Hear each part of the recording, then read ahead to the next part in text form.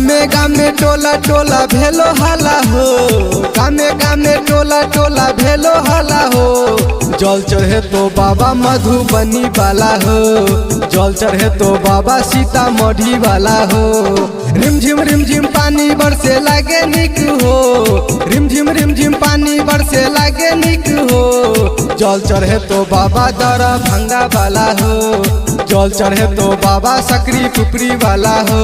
जल चढ़े तो बाबा सीतामढ़ी वाला हो।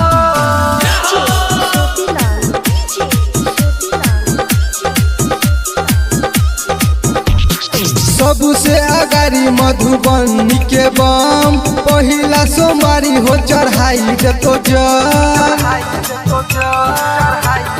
हो बाबा। सबसे अगारी मधुबनी के बम, पहिला सोमवारी हो चढ़ाई देतो जल। अब छो बाबा सब तोरे धाम हो, अब छो बाबा सब तोरे धाम हो।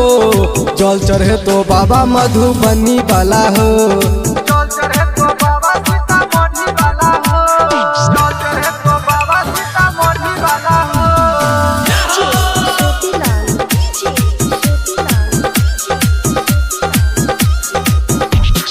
मिसरी मलाई नहीं तू खाई छ, भांग धतुर रोज रोज खाई छ